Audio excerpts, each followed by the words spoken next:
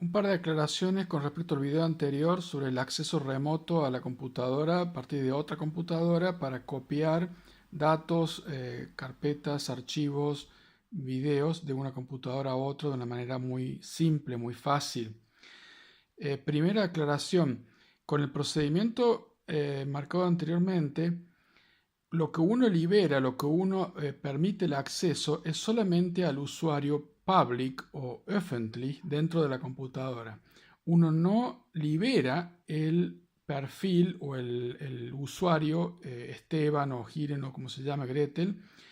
Ese queda en forma privada, protegido por el firewall de la computadora. Uno no le libera acceso, excepto que uno lo haga con un procedimiento un poco más complicado, que uno lo haga explícitamente.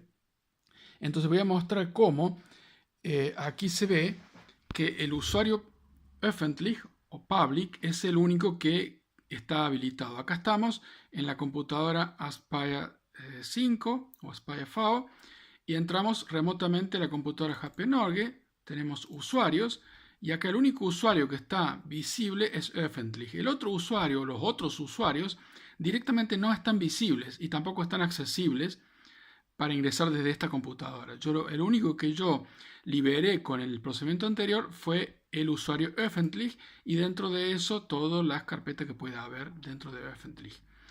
Aparte de eso, la segunda aclaración es que aún el usuario öffentlich y cualquier otro usuario en esta computadora y en esta otra computadora, ¿sí?, están protegidos por el firewall del router. O sea que ningún dato se filtra hacia el exterior de la red privada en la que uno está operando. Es decir, si 2 computadoras, 3 computadoras, 10 computadoras están dentro de una casa, tienen todos el mismo punto de acceso a un router, entre ellas pueden intercambiar documentos, pero no pueden salir del router hacia afuera. Nadie tiene acceso desde afuera por a través del router porque el router tiene su propio firewall.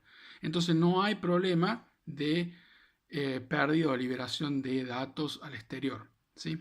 De cualquier manera, acá lo vemos. Si entramos a la computadora esta, tenemos en usuarios, Benutza, tenemos Esteban, tenemos öffentlich, etc. Pero al único que yo le estoy dando acceso es a este, ¿no es cierto? Que es el que se ve acá. En este caso, en esta computadora, se vería que ese es el caso, ¿sí? Acá tenemos la network, que no se ve nada en este caso. Y acá tendríamos el disco duro. Acá están los usuarios. Y dentro de los usuarios solamente le doy acceso a ese public, que en esta computadora acá se llama öffentlich, ¿sí? Bueno, el otro tema es que si uno quiere tener mayor protección con respecto a los datos, saber de que ese usuario öffentlich y todas las carpetas que están asociadas a él son simplemente útiles o están simplemente en esta forma, con este tipo de permiso, para poder pasar datos de una computadora a la otra muy simplemente, muy fácilmente para trabajo diario. Pero si uno quiere proteger los datos, lo único que uno tiene que hacer es luego pasar los datos que uno copió al usuario öffentlich, por ejemplo, öffentliche Bilder o öffentliche Videos, pasarlos, copiarlos a el usuario privado, ¿sí? Que en este caso, vamos a poner que estemos en esta computadora, que es la propia, ¿no es cierto? Esta sería Esteban. Entonces, uno acá puede entrar a vídeos, por ejemplo, y ahí copiar los datos del usuario público al usuario Esteban, ¿sí? Al hacer eso, o para hacer eso, lo que uno tiene que utilizar es cortar y pegar. Es decir, uno ingresa, vamos a ponerle estamos en la misma computadora ahora, ¿no es cierto? Estamos en esta computadora, entramos al usuario öffentlich, a videos, y copiamos, agarramos el video de acá, lo cortamos de acá con cat, ¿sí? Y luego aquí, por ejemplo, lo pegamos con einfügen, ¿no? Entonces, de esa forma, lo único que sucede es que se cambia el índice nada más de dónde se encuentra el archivo, pero no se copia ningún dato. Es decir, todos los datos ya están en el disco duro y lo único que uno está cambiando es el índice y los permisos. Lo único que está cambiando uno es decir, ese archivo que yo tenía acá, ahora está acá y tiene permisos diferentes. pero en realidad no hay copia de datos porque ya está copiado todo en el disco, ¿sí?